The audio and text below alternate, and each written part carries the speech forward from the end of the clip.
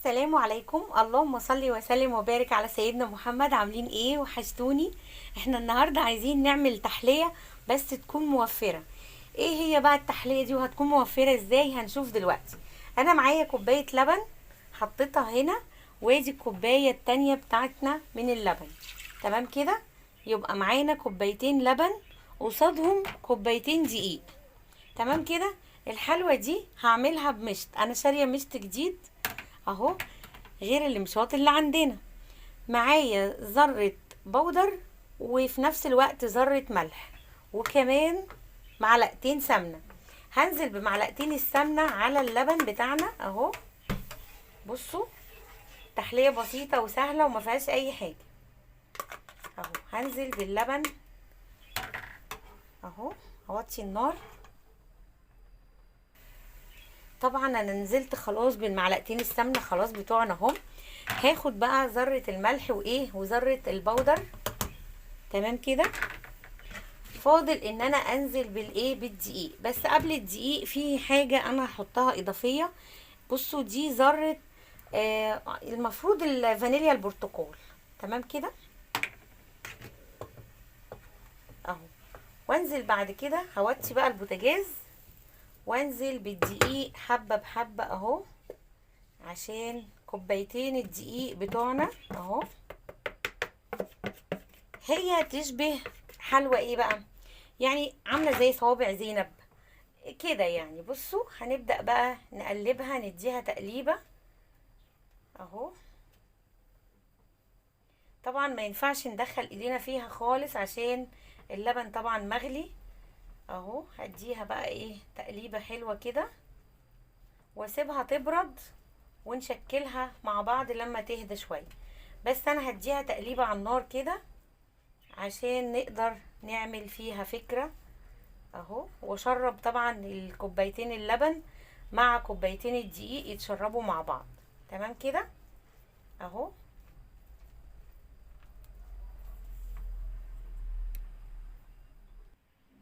وهنا طبعا انا سبت العجينة، بصوا يعني تبرد شوية، هي لسه برضو سخنة بس سبتها تبرد شوية على اساس ان ايه نعمل ونشكل العجينة بتاعتنا. بصي، بتاخدي كورة صغننة كده اهي. هنعمل كذا شكل. طبعا المشط اللي قلتلكوا عليه المشط اهو. بصوا، بنعمل شكل الايه العجينه بتاعتنا بالشكل زي ما انتوا شايفين. انا عملت برضو اشكال اهي عشان اوريها لكم اهو. بصوا ما شاء الله، العجينه حلوه ولينه، والمقادير زي بعضها ما فيهاش اي حاجه. تمام كده، الشكل ظهر اهو. وابدا ان انا ادمجه مع بعضه بالمنظر ده اهي. ادي شكل، بتصغري بتكبري حسب ما انت عايزه اهو. بصوا بصوا، الفكره سهله وبسيطه اهو. دي صغيره حبيت اوريها لكم. لو انت عملتي وصغرتي اهو، بتتلم كده من على حرف المشط اهو، بيقابلها برضو الحرف التاني اهو. تمام كده، بنقفلهم سوا اهو، الحرفين مع بعض اهو. بنقفلهم وناخد العجينه. شايفين؟ بصوا شكلها، محدش هيتخيل ابدا ان الحلوى دي معمولة ابدا في البيت. بصوا، عايزة تفرغيها براحتك، عايزة تقفليها اللي انت عايزاه. تمام كده اهو. بنلزقها. عايزة اوريكم بقى الشكل التاني. طبعا انت بتاخدي من العجينة بتكوري كده اهو، تحطي كبيرة صغيرة الحجم اللي انت عايزاه. بصوا، انا عايزة اعمل معاكم برضو واحدة صغيرة نعملها فيونكة. بصوا، بنعمل دي كده طبعا بنكورها جامد كده، وبعدين نعملها كده. تمام كده. وبالشوكه بتاعتي انا بحاول اظبط الوسط واوزنه كده. يعني الوسط من هنا، وادي اضغط هنا، والضغطه التانية اهي شايفينها. بصوا، عملت شكل فيونكه اهو. لو عايزين نبطها اكتر برضو الفكره معانا ماشي. هعملها معاكم تاني اهو. بنوازن النص، طب النص بتاعنا هنا. طيب، وابدا اضغط اهو، والناحية التانية نفس الضغطة بالشوكة، وعملنا شكل اهو جميل، وباذن الله الطعم اجمل. طبعا احنا بنجيب كيلو سكر وبنحط له كوبايتين ميه ونص ليمونه ونعمل الشربات، يقعد عندنا فتره. انا الشربات اهو باقي عندي من المره اللي فاتت، فانا هستعمله. لو انت حبيتي تعملي شربات بقى او عندك شربات مفيش مشكله. بصوا الفكره بتاعتها سهله جدا وبسيطه وحلوه جميله، وهتنعش بيتك وهتحسي ان انت عملتي حاجه حلوه جدا تسعدك وتسعد ولادك. طبعا انا هعملها اهو، هخلص الاشكال بتاعتي كلها وبعدين نحمر بقى، وبعدين اجيبها لكم الشكل النهائي وهو متحمر. تمام كده. نعمل واحده كمان بالمست اهو. بصوا حلوه مش بتاخد معاكي ولا وقت ولا تكلفه خالص، هي كوبايتين دقيق وكوبايتين لبن، وهتلاقي نفسك عملتي لنفسك حلوه في منتهى الجمال وهتسعد ولادك جدا. تمام كده اهو. اهو بصوا الشكل، بصوا الجمال ما شاء الله. عايزه اوريكم الشكل النهائي بتاعها الا كمان بعد التحمير. هظبطها واخلصها واحمرها واجيبها لكم. وهنا بصوا بقى من كوبايتين دقيق قدرت اعمل الكميه دي كلها ما شاء الله. بصوا حلوه جميله وسهله وبسيطه وبترمي معاكي كتير. بصوا شكل الفيونكه شكلها جميل ازاي. هنروح بقى نحمرها في الزيت وبعدين ارجع لكم. وهنا زي ما انتم شايفين بقى هنبدأ نشوف اول طبق احنا عملناه وناخد. بصوا الزيت بدأ يدفى يعني، بصوا دافي اهو.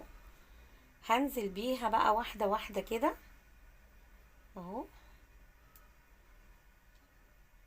بصوا هو الزيت سخن بس مش حامي قوي يعني، هو سخن بس. بصوا شايفين اهي. عايزة اوريها لكم وانا بحطها في الزيت عشان تشوفوا الجمال اهو.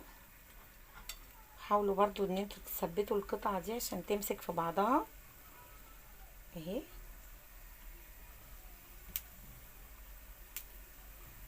اهو نبدأ بقى نحط الفيونكات برضو عشان تاخد شكل اهو. وانزل بقى في الباقي عشان اطلع في الطبق ده. في فيونكات هنا اهو اهو.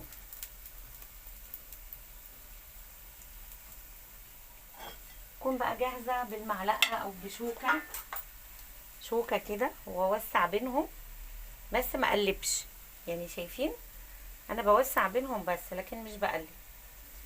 ونستعد بقى على اساس نطلع الفوق الاولاني مع بعض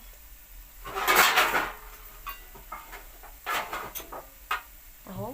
بصوا هي اما تفصل اهي كده نحركها كده اهو.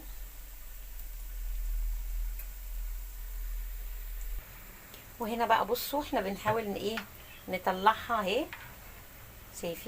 شايفين الجمال ما شاء الله. حلوة قوي اهي. بصوا بنطلعها ونبدأ نحط الجديدة اهي. التكة برضو على الحتة دي قوي اهي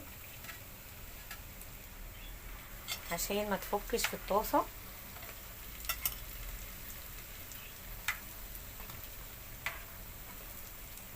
بصوا ما شاء الله. بصوا الحلوة جمالها حلوة قوي. ونبدأ برضو ننزل بالكمية بتاعتنا. هجيب بقى الفيونكات اهي انزل بيها اهو.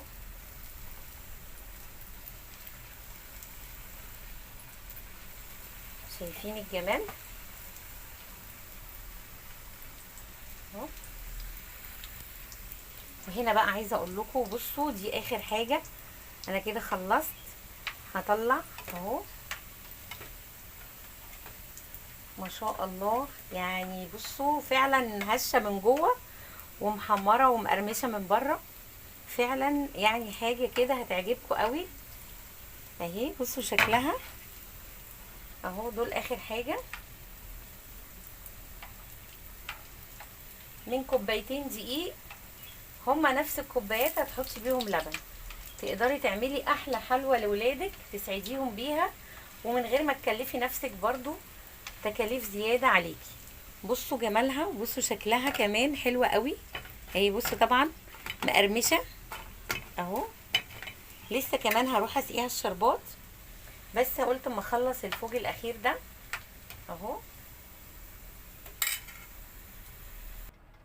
وهنا بقى بصوا الحلوى بعد ما سقيتها الشربات بتاعتنا. بصوا ما شاء الله الكمية كمان من كوبايتين عملنا الكمية دي. عندك بقى شوكولاتة بيضة اهو تقدري تنزلي بيها. بصوا بسيط كده تشربيها بالشوكولاتة البيضة اهو. بصوا الجمال والحركات والتكات اهو. نعمل زي الشيف يسري اهو، يا تكات ويا حركات. بصوا الجمال اهو.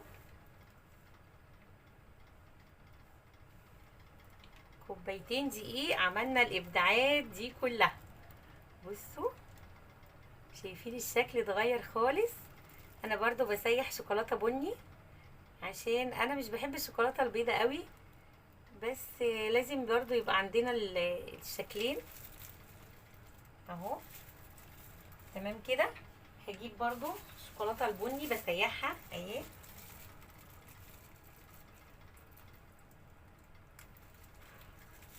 بصوا بقى على التكات والحركات. بصوا ننزل بالبني مع الابيض يعمل ميكس. هي الفكره بتاعتها ان هي زي الزلابيه. بصوا فكره جميله وجديده، اتمنى تعجبكم اهو. بصوا يعني عايزه اوريها لكم الكاميرا ظلماها من بعيد يعني. الشوكولاته دي لسه. بصوا طبعا الشكل، انا عايزه ابقى مركزه، مش ببقى مركزه وانا قدام الكاميرا اهو.